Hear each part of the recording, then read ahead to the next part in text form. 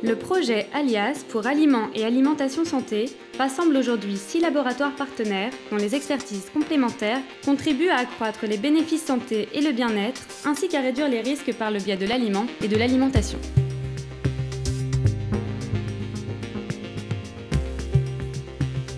Bonjour, Pascal Crène, je suis médecin gastro-entérologue et spécialisé en nutrition métabolisme, coordinateur de l'équipe de nutrition au sein de notre unité et à ce titre, membre fondateur d'Alias.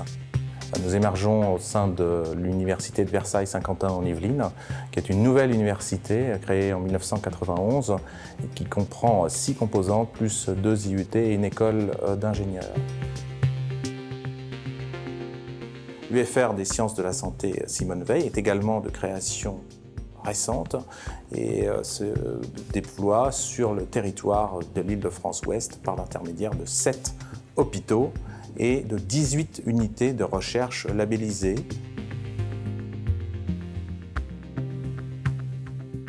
Nos thématiques de recherche ont trait à l'adaptation, à la dénutrition et à la renutrition, tout particulièrement par l'étude de biomarqueurs d'intérêt. Elle se centre sur 3 types de pathologies liées à notre recrutement, qui sont les troubles du comportement alimentaire, par l'intermédiaire de leurs complications somatiques, les pathologies handicapantes neuromusculaires graves, tout particulièrement le traumatisme crânien, le traumatisme médulaire, et les pathologies digestives, et singulièrement les complications post-chirurgie bariatrique de l'obésité. Nous avons bien entendu par ailleurs une activité d'enseignement à la fois en formation initiale pour les étudiants en médecine, en 2e et en 5e année, ainsi que la coordination de 2 DU et un master en nutrition. Enfin, nous avons une activité clinique de soins au sein de la PHP, la Sciences Publiques Hôpitaux de Paris, par l'intermédiaire d'une unité spécifique d'hospitalisation et de consultation dédiée spécifiquement.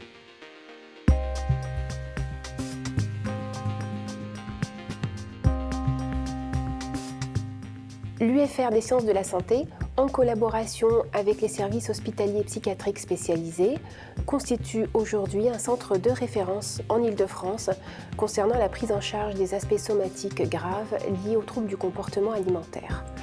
Dans le cadre du projet Alias, nous avons choisi de valoriser notre expertise dans la prise en charge des aspects somatiques sévères, des troubles du comportement alimentaire et plus particulièrement dans le cadre de l'anorexie mentale, le plus grave et le plus fréquent des troubles du comportement alimentaire, de par les complications somatiques qu'elle engendre.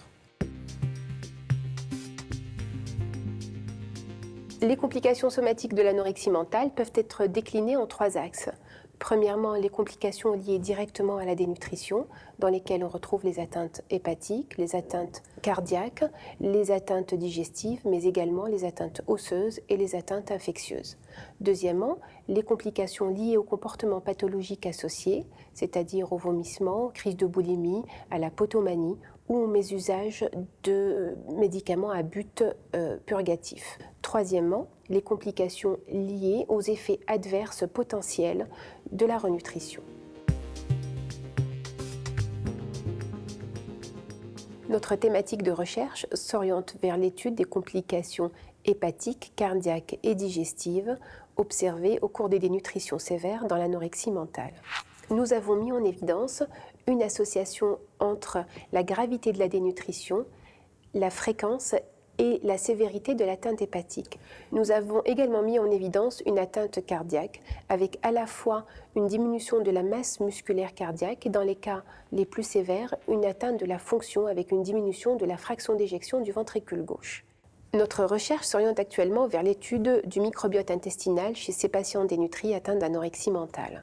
En effet, des résultats préliminaires d'une étude pilote menée dans notre unité comparant le microbiote intestinal de patients dénutris atteints d'anorexie mentale à des volontaires sains a montré l'existence d'une différence.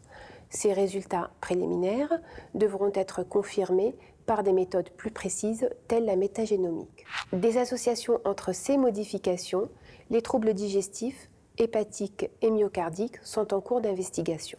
Ultérieurement, une tentative de modulation du microbiote intestinal par des produits spécifiques ainsi que le rôle de l'assistance nutritionnelle par voie entérale devront être étudiés chez ces patients.